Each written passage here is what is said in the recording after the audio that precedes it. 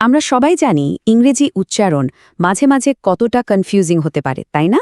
এক জায়গায় এর উচ্চারণ একরকম তো অন্য জায়গায় পুরোই আলাদা। নিয়মের এই অদ্ভুত গোলকধাঁধায় পড়ে অনেকেরই মনে হয় নতুন একটা ভাষা শেখা বোধহয় অসম্ভব। কিন্তু যদি বলি স্প্যানিশ ভাষা শেখাটা আসলে ইংলিশের চেয়ে অনেক বেশি সহজ, হ্যাঁ ঠিকই শুনেছেন।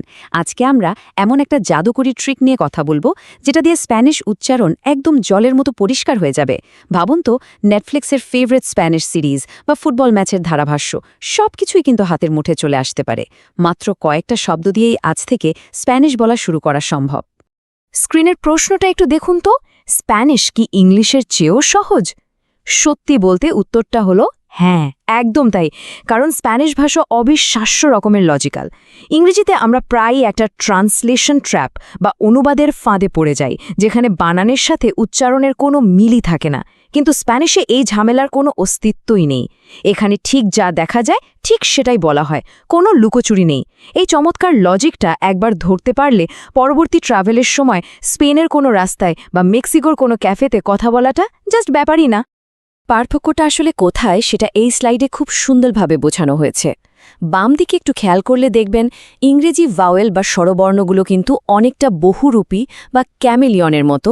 এরা সুযোগ পেলেই নিজেদের রূপ আর আওয়াজ বদলে ফেলে। যেমন ক্যাট, কার আর কেক সবগুলোতেই এ আছে, কিন্তু 3 জায়গায় 3 রকম উচ্চারণ। এবার ডান দিকে তাকালে বোঝা যাবে স্প্যানিশ ভাওয়েলগুলো হলো একদম পার্মানেন্ট এমপ্লয়ি বা স্থায়ী কর্মচারীর মতো। এদের নিজস্ব একটা আইডেন্টিটি কার্ড বা পরিচয়পত্র আছে। এরা কখনোই নিজেদের আওয়াজ বদলায় না। এরা মূলত একটা ফোনেটিক মিরর বা ধ্বনিগত আয়নার মতো কাজ করে। আয়নায় যেমন সব পরিষ্কার দেখা যায়, স্প্যানিশ ভাওয়েলগুলো ঠিক তেমনি নির্ভরযোগ্য। তাহলে আমাদের সেই জাদুকরি টুলকিটটা আসলে কি? স্লাইডেই দেখতে পাচ্ছেন, এই হলো আমাদের বিগ 5 বা 5টি Spanish vowel. A, E, I, O, U. এদেরকে অনেকটা মিউজিক্যাল নোট বা গানের সুরের মতো ভাবা যেতে পারে। ইংরেজিতে যেমন ভাওয়েলের লং এবং শর্ট ভার্সন থাকে, স্প্যানিশে কিন্তু তেমন কিচ্ছু নেই। এরা সব সময় একই সুরে একই ছন্দে বাজে। বিশ্বাস করুন, এই 5টি অক্ষর ঠিকমতো আয়ত্ত করতে পারলেই স্প্যানিশ ভাষার 90% শব্দ একদম নিখুঁতভাবে পড়া সম্ভব। এটাই হলো স্প্যানিশ উচ্চারণের আসল জাদু। চলুন একে একে এদের সাথে পরিচিত হওয়া যাক। প্রথম ভাওয়েলটি হল এ। স্লাইডে বাবা ও শিশুর এই সুন্দর দৃশ্যটির মতোই স্প্যানিশে এর উচ্চারণ সবসময় খুব শান্ত এবং স্পষ্ট। আ, আহ। একদম ইংরেজির ফাদার শব্দের এর মতো, অথবা আমাদের বাংলার আ অক্ষরের মতো। এটি কখনোই এ বা এই হবে না।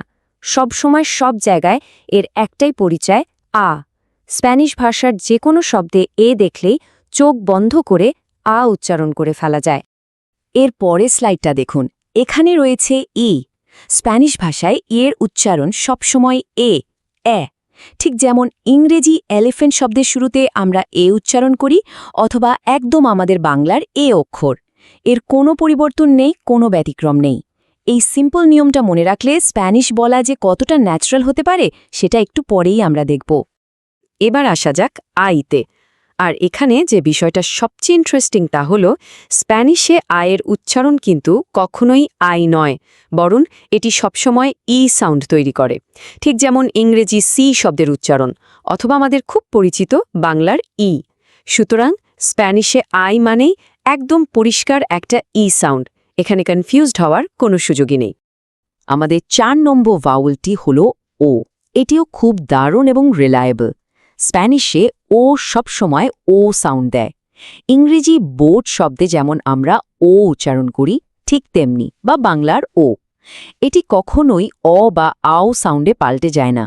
এটি তার নিজস্ব ও পরিচয়ে একদম স্থির থাকে। আর আমাদের তালিকার শেষ ভাওয়েলটি হল ইউ। স্প্যানিশে এর উচ্চারণ সবসময় উ। ইংরেজি মুন শব্দে যেমন উ সাউন্ড পাই, অথবা বাংলার উ। ব্যাজ। এই 5টি ভাওয়েল আ, এ, ই, ও, উ, এরাই হল স্প্যানিশ উচ্চারণের মূল ভিত্তি।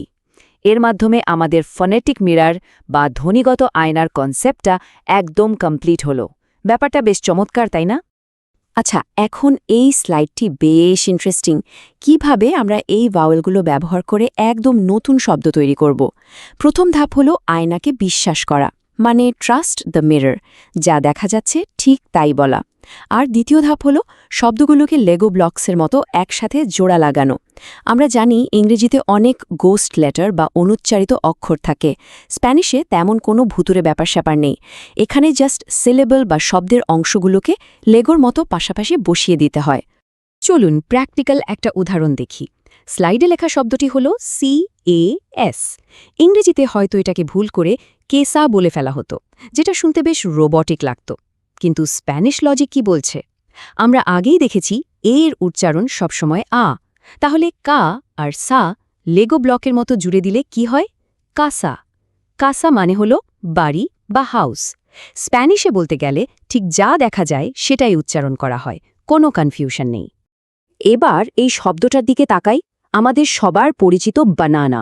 স্প্যানিশেও এর বানান একদম সেম, আর যেহেতু স্প্যানিশে এ সবসময় আ সাউন্ড দেয়, তাই এর উচ্চারণ হবে বানানা বা না না।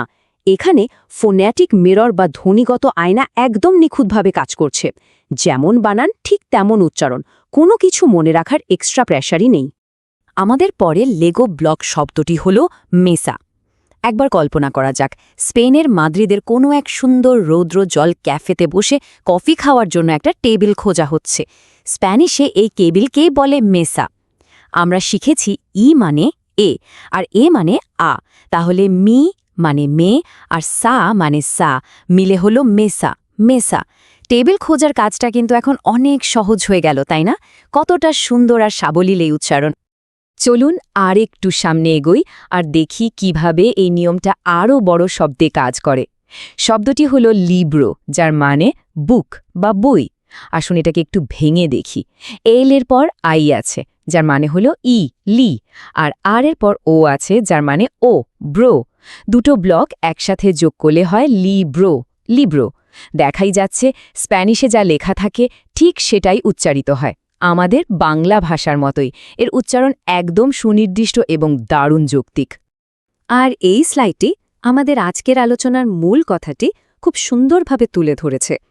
In Spanish, simplicity is the king, অর্থাৎ স্প্যানিশ ভাষায় সরলতাই আসল রাজা। আমরা প্রায়ই ইংরেজির জটিল নিয়মগুলো স্প্যানিশে প্রয়োগ করার চেষ্টা করি, শব্দগুলোকে ওভারগ্লু বা অযথাই পেঁচিয়ে ফেলি। এই অভ্যাসটা কিন্তু আমাদের ছাড়তে হবে। স্প্যানিশের এই সরলতাকে একবার আপন করে নিলে ভাষা শেখার গতি একেবারে রকেটের মতো বেড়ে যেতে বাধ্য। এবার একটা গভীর চিন্তার খোরাক দেয়া যাক। একবার ভাবুন তো, ইংরেজির মতো একটা পরিবর্তনশীল এবং বিশৃঙ্খল ভাষার নিয়মের বদলে যখন স্প্যানিশের মতো একটা নিখুঁত ফোনেটিক মিরর বা সম্পূর্ণ যৌক্তিক ভাষা ব্যবহার করা হয়, তখন কি মানুষের চিন্তাধারায় কোনো পরিবর্তন আসে? এরকম একটা প্রেডিক্টেবল বা অনুমানযোগ্য ভাষায় কথা বললে মনটাও কি আরও শান্ত আর গোছানো হয়ে যায়? ব্যাপারটা বেশ ইন্টারেস্টিং, তাই না? তো চলুন আজকের শেখা এই লজিকটা দিয়ে একটা ছোট্ট চ্যালেঞ্জ নেওয়া যাক। স্ক্রিনে দুটো দারুণ শব্দ দেওয়া আছে, মানিয়ানা, যার মানে আগামীকাল, এবং ইউনিভার্সো, যার মানে মহাবিশ্ব বা ইউনিভার্স। আমাদের শেখা এই মিরর লজিক ব্যবহার করে এই শব্দ দুটোর উচ্চারণ কি হতে পারে সেটা একবার নিজে নিজে প্র্যাকটিস করে দেখা যেতে পারে। মনে রাখা জরুরি, নতুন একটা ভাষা মানেই নতুন একটা পৃথিবী।